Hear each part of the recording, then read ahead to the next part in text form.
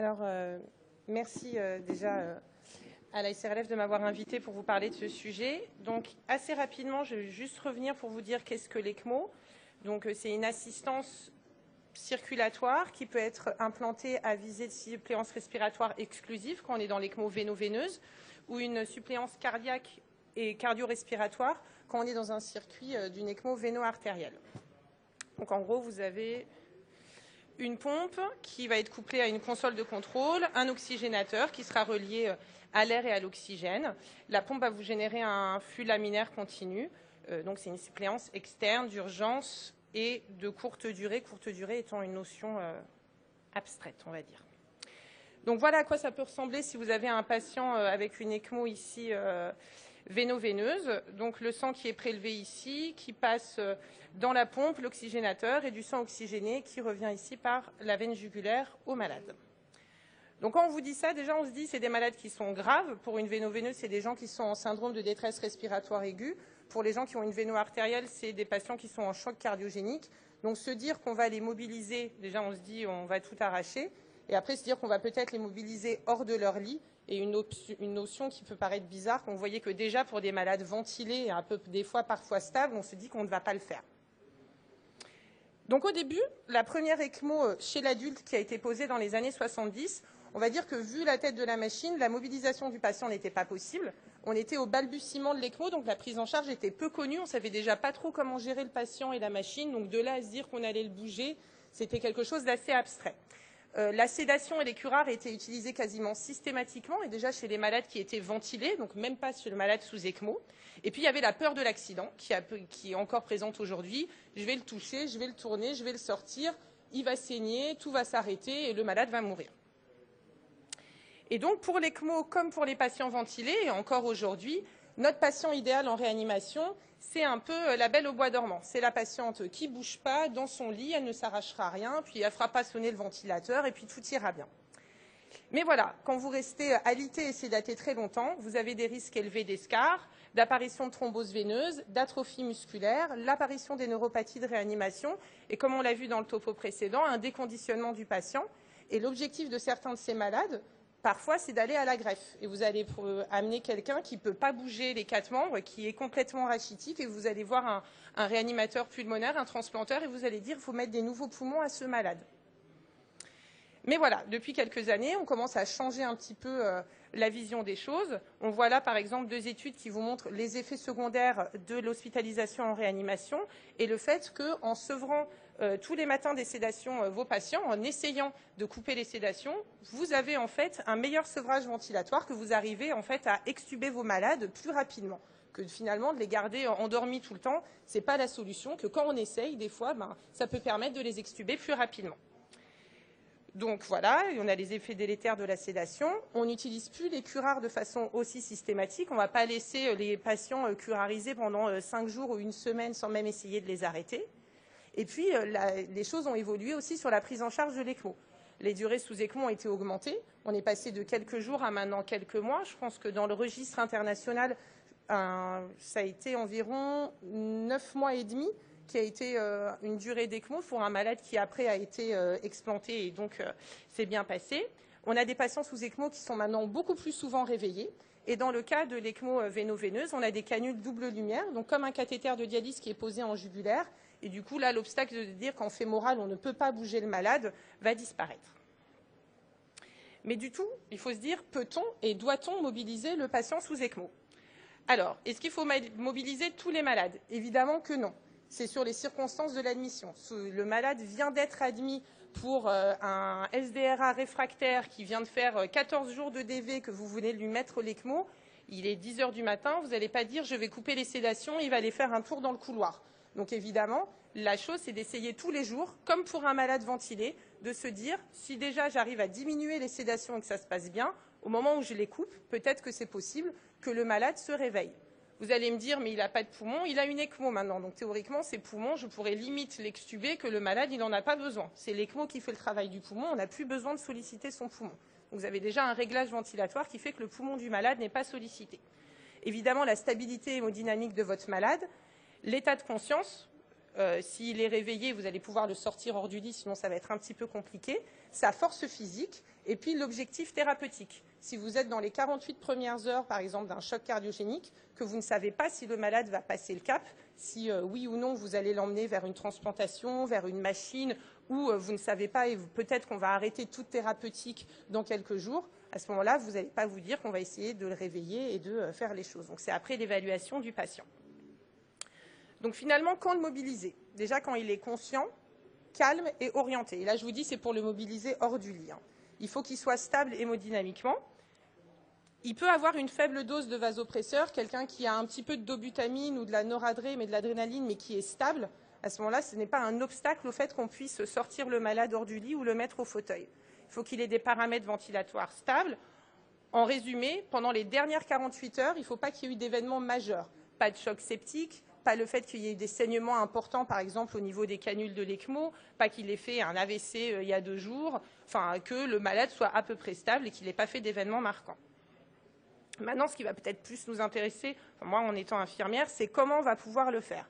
Déjà, il y a certains prérequis. Avant toute mobilisation, vous devez voir l'ensemble de votre circuit.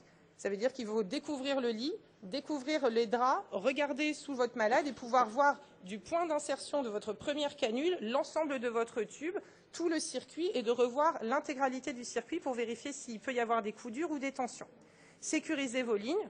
Vous pouvez avoir des millions de points de suture sur l'ensemble de votre canule. La canule, ça reste quelque chose quand même d'un petit peu flexible. Donc ici, vous avez un raccord, un connecteur qui se fait entre la canule et le premier abord du circuit.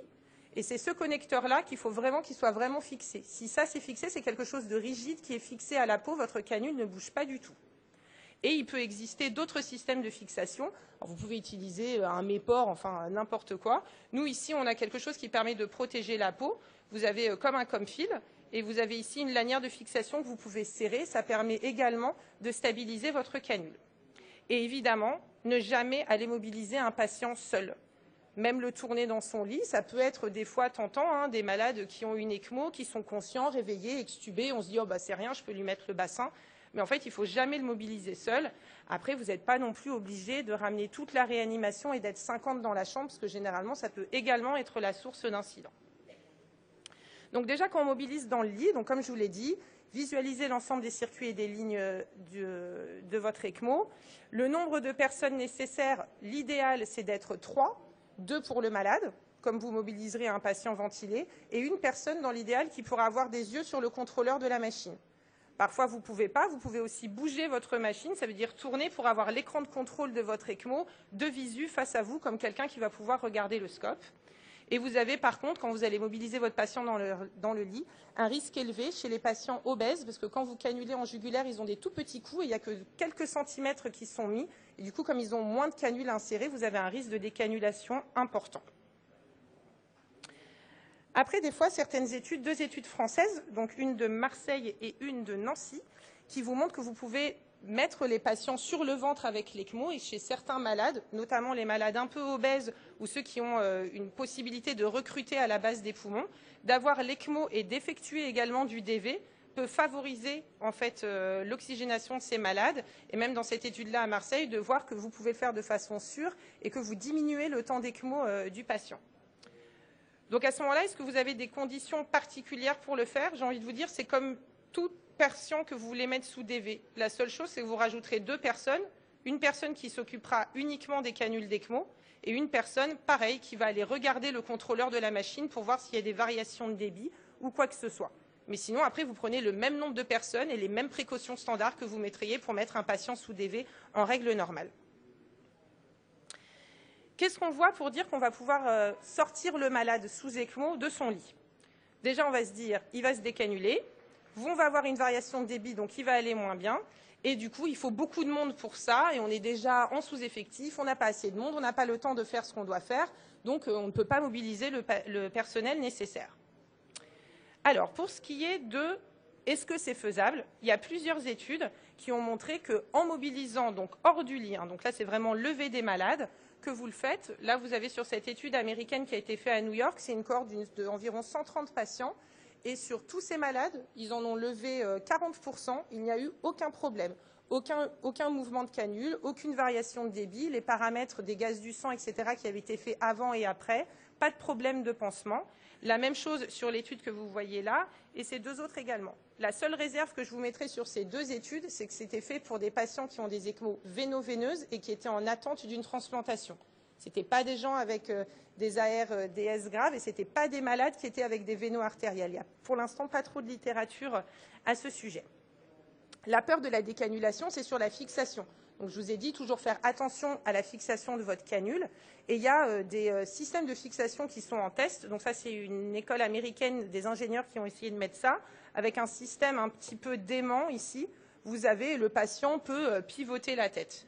De la même façon, dans les pays scandinaves, un espèce de casque avec des velcro ici, où vous pouvez fixer vos canules. Le seul obstacle dans la mobilisation, c'est toujours les contraintes et risques de l'équipe chirurgicale et de l'équipe, on va dire, des soins intensifs. Un chirurgien, il va dire, moins j'ai de surface de canule, plus je vais pouvoir avoir un débit correct avec moins de pression et j'aurai moins de problèmes de coagulation et d'hémostase. L'infirmière et le kiné, ils vont vous dire, plus j'ai des canules longues, mieux c'est, parce que comme ça, je vais pouvoir bouger mon malade facilement avec moins de risques. Donc généralement, ce qui se passe, c'est à la pose de l'ECMO, le chirurgien essaye toujours de trouver le bon compromis pour qu'il y ait un minimum de lignes pour pouvoir faire de façon, on va dire, optimale les mobilisations, sans avoir 50 km de lignes, parce que là, vous augmentez vos pressions, votre malade, il est un peu vide, votre ECMO, elle n'arrivera pas à tourner.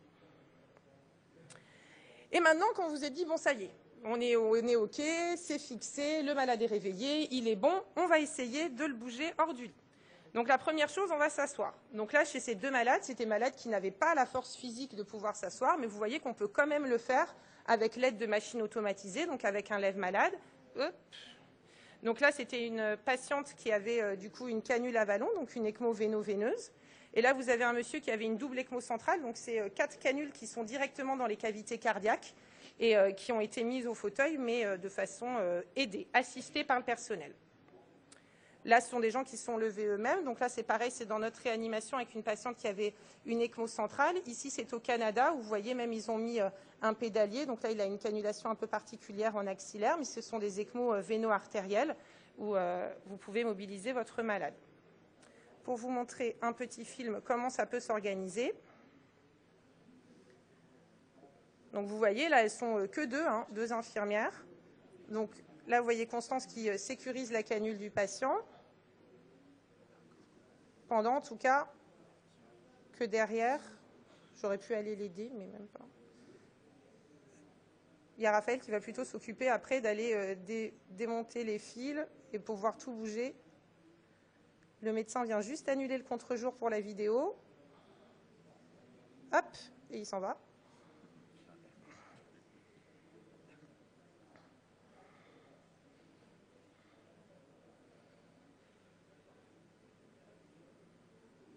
Donc vous n'avez pas le son, mais il se parle. Elle demande s'il a la tête qui tourne ou pas.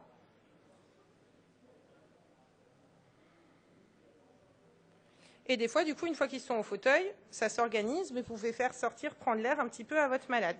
Donc là, c'était une ECMO véno-veineuse, pareil, un malade qui est parti après vers une transplantation, parce que ça peut faire du bien, c'est compliqué des fois de voir que la lumière des néons ou son lit de réanimation pendant 2-3 mois, donc ça fait du bien au moral de le voir. Et là, même, c'est une histoire un petit peu malheureusement plus triste, qui était un malade à qui on allait poser une lata et arrêter la machine, mais qui désirait vraiment pouvoir revoir le soleil et sentir un petit peu l'air frais avant que tout ça se termine. Après, du coup, quand tout ça va bien et qu'il a assez de force, on peut toujours essayer de se lever. Donc là, pareil, vérifiez bien la longueur des canules en fonction de là où est la machine. Testez la force motrice du patient, vous assurez toujours de la fixation et puis après, appréciez ce qui se passe. Vous voyez, là même, on a levé cette jeune demoiselle en présence de sa maman. Là, vous avez un kiné du service et l'infirmière. Donc, on repart chez le même patient pour voir du coup le lever. Donc, de la même façon, une personne pour le patient, une personne pour les canules.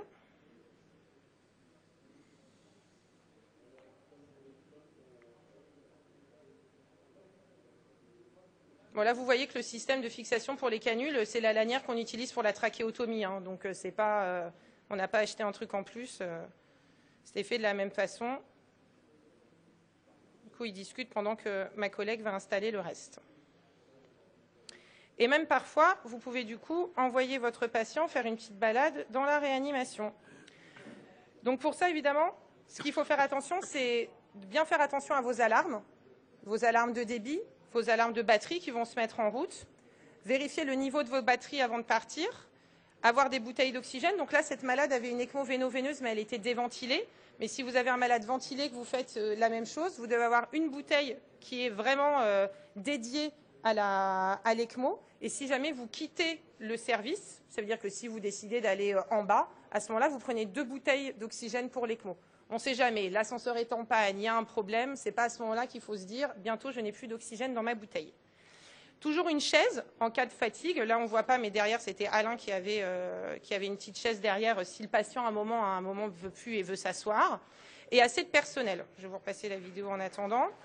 Donc, assez de personnes. Vous voyez, au moins 4. Une qui tient les lignes, une pour la pompe, une pour le patient et une personne avec la chaise.